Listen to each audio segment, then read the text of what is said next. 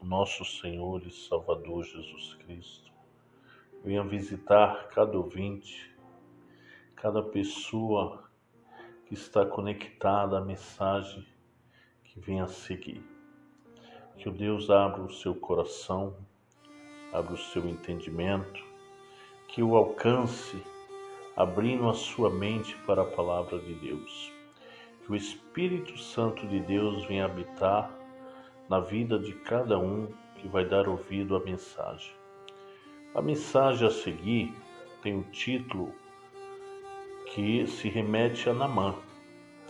Naamã levou pagamento pelo milagre que almejava, mas as bênçãos de Deus não são vendidas.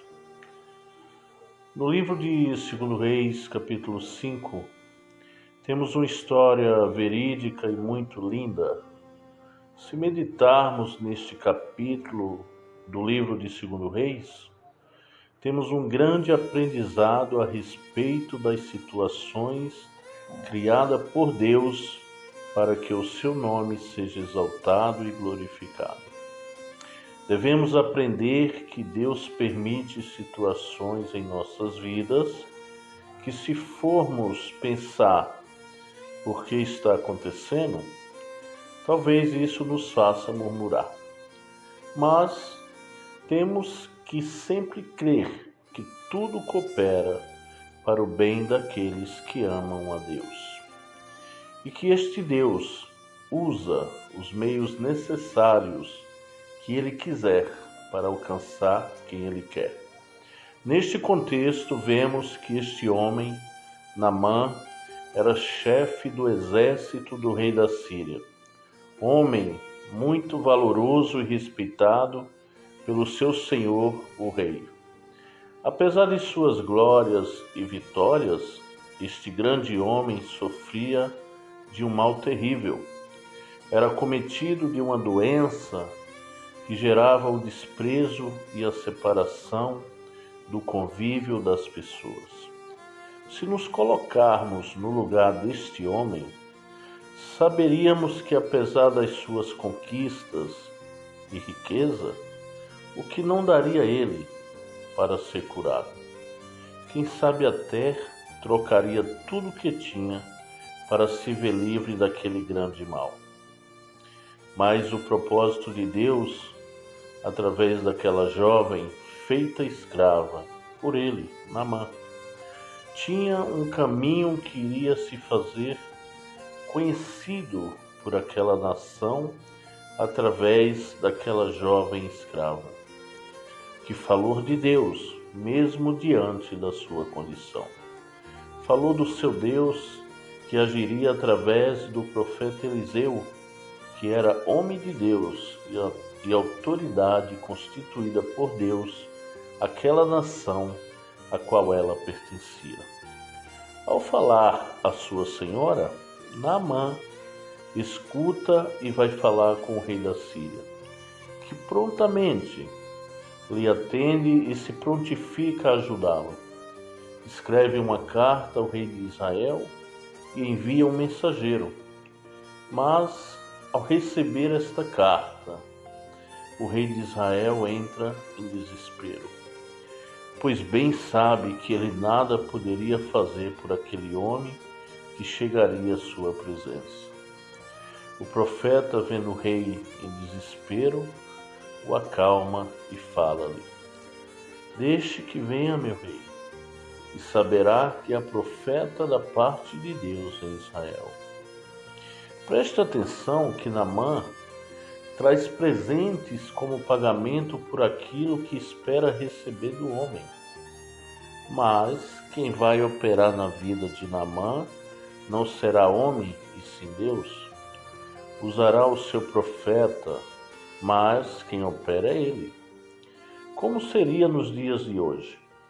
Com tantos Geazi dentro da casa de Deus, com tantos usurpadores que sugam as ovelhas, arrancando, se possível, toda lã em tempo inoportuno, pois tiram até aquilo que não temos, se aproveitam e usam da fé prometendo que não podem entregar. Neste caso, vemos que o rei da Síria manda riquezas para o curarem. Mas o profeta Eliseu não se deixou levar pela cobiça e em primeiro momento nem lhe atendeu pessoalmente. Manda recado por um mensageiro que pode ser o seu ajudante Geazi. Pede para que aquele homem que se lave nas águas do rio Jordão. Veja, em 2 Reis 5, 9 e 10 está escrito: Veio, pois, Naamã com os seus cavalos e com o seu carro e parou à porta da casa de Eliseu. Então Eliseu lhe mandou um mensageiro, dizendo: Vai e lava-te 7 vezes no Jordão, e a tua carne te tornará e ficarás purificado. A história conta que Naamã fica indignado porque o profeta não lhe deu a atenção que achava que ele merecia. Também reclama da ordem do homem de Deus a respeito de mergulhar no Rio Jordão. Fala porque não poderia ser em rios mais limpos como aqueles que tem na Síria. Mas, apesar de suas especulações, ouve seus servos e faz como foi instruído a fazer. Ia logo limpo e curado da lepra. Se alegra e volta para agradecer a Eliseu. Eliseu recebe e contempla sua alegria. Naamã então oferece toda a riqueza ao profeta, mas o profeta de Deus recusa e agradece o despedindo. Vemos um exemplo diferente de um homem de Deus, que para ele já era de grande valor a confirmação da palavra de Deus por sua boca. Mas o servo de Eliseu ficou indignado ao ver Eliseu recusar os presentes como pagamento por aquele milagre feito por intermédio de Eliseu a Naamã. Ficou inquieto e a cobiça falou mais alto no seu coração. Então, desobedecendo a Deus e a seu Senhor, age em oculto, crendo ele que não seria descoberto. Assim como este servo de Naamã, chamado Geazi, servo ambicioso que vê as pessoas como negócios e usam quaisquer meios para tirar proveito da situação, assim se faz presente hoje no meio da maioria das congregações. Servos infiéis, servos assim como Judas, que vende até o seu Senhor. Vendem a palavra, distorce a Bíblia Sagrada em causa própria, pois são capitalistas e veem seus irmãos como cifras. Não ligam para as dores ou problemas de fato, mas mentem oferecendo aquilo que Deus não falou. Vivem de engano, são fraudulentos e filhos do maligno, não de Deus, pois Deus não compactua com estes homens de caráter duvidoso. Não venho aqui falar que são todos, mas em sua grande maioria sim. Estamos vivendo a era do engano, oferecido a muitos que esqueceram de buscar conhecimento. Estes são enganados, pois só buscam seus interesses. Deixam-se levar por fábulas ou falácia daqueles que têm o conhecimento e sabem como manipular a fé alheia. Se aproveitam falando até da Bíblia, mas de uma maneira ardilosa. Chegam àqueles que só querem ouvir o que lhe agrada. Estes não estão preparados para ouvir correção, pois são meninos na fé e optaram por permanecer assim. Nos dias de hoje, vemos esta mesma história sendo repetida, mas agora vemos de uma forma diferente, pois muitos correm atrás de curas e bênçãos de prosperidades, levado pelo engano e ganância de homens corrompidos pelo pecado da cobiça. se aproveitam da cobiça daqueles que se deixam levar pela busca frenética de riquezas e outras coisas. São ensinados que Deus tem que fazer tudo o que lhe pedirem, pois é obrigação dele te servir sempre que você quiser ou der vontade. Ensina um evangelho tosco e sem temor, aquele que tem todo o poder. Não devemos jamais crermos que podemos dar ordem no Todo-Poderoso Deus. Aquele que nos criou, nos formou, aquele que detém todo o poder e força, que é absoluto em tudo que fez e faz, que nos fez com o único propósito de adoração. Como nós, meros mortais, destituídos, fracos e desprovidos de tudo, podemos querer nos atrever a dar ordem no Todo-Poderoso Deus? Ao contrário disto, devemos nos humilhar diante da sua poderosa presença. Devemos buscá-lo incessantemente, todo o tempo, agradá-lo, obedecê-lo. Temos que guardar sua palavra no nosso coração e meditarmos todo o tempo, para que tudo nos vá bem. As promessas do nosso Deus se cumprem na vida daqueles que o amam e o obedecem, daqueles que andam com ele todo o tempo, independente da situação que estamos, pois bem sabemos que lá em Mateus 6, Jesus Cristo nos adverte a respeito das preocupações, ansiedades, dos problemas que enfrentaremos por toda a nossa vida, pois não estaremos livres deles. Pelo contrário, enfrentaremos tempos difíceis em nossas vidas e temos que estarmos preparados, firmados em Jesus Cristo, pois por amor a Ele devemos suportar tudo. Não se engane crendo que a sua vontade prevalece a de Deus. Ele faz o que quer, quando quer, mas com certeza irá sempre fazer o melhor para a nossa vida. Até o não de Deus é livramento, é bênção. Veja o que nos fala a sua palavra. Ele fala assim: porque os meus pensamentos não são os vossos pensamentos, nem os vossos caminhos, os meus caminhos, diz o Senhor.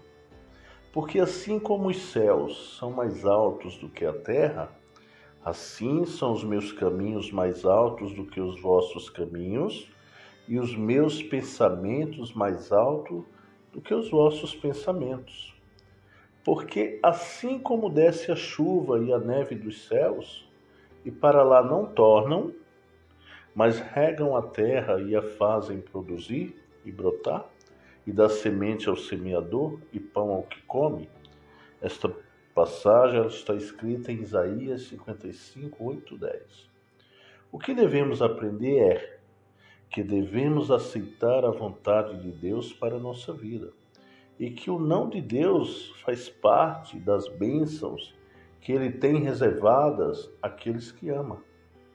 A primeira e maior de todas as promessas que Ele tem para a nossa vida será cumprida na vida de todos quantos queiram e digam assim: eu aceito e me arrependo, reconheço que sou miserável e pobre e necessitado, que estou morto, mas posso reviver, pois assim Deus me permite.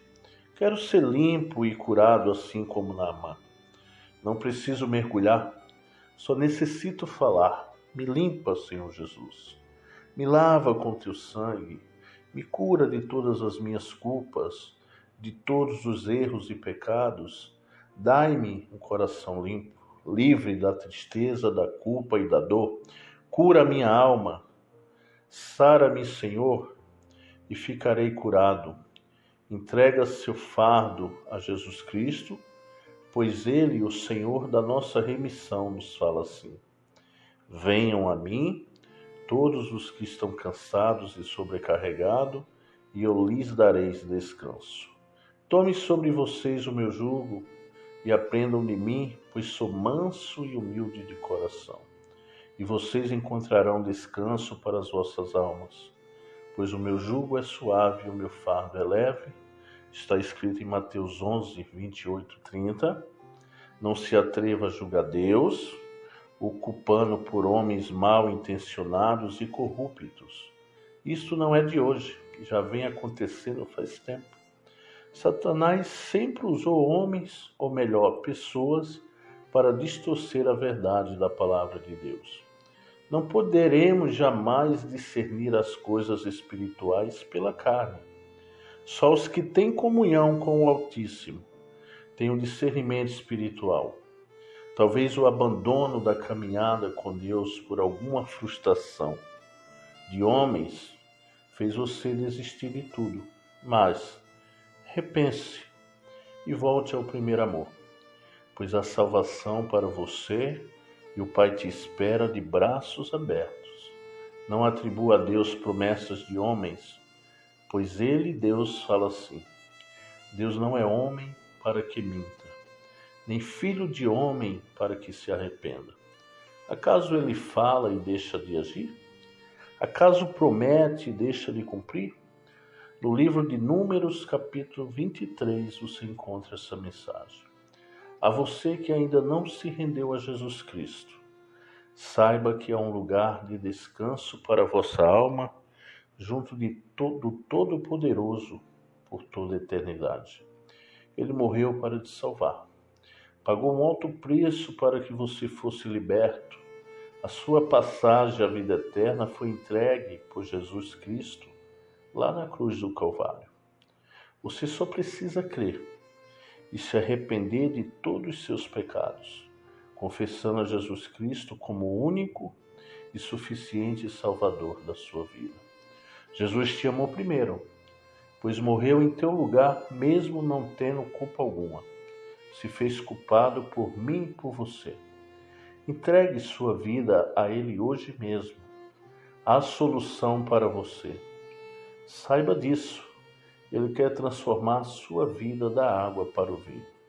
Creia e verás a glória de Deus. Se você gostou da mensagem, ajude a compartilhar essa mensagem para seus familiares e amigos, para aqueles que estão necessitando da palavra de Deus. Dê seu like, compartilhe, se inscreva no canal e que Deus abençoe a sua vida.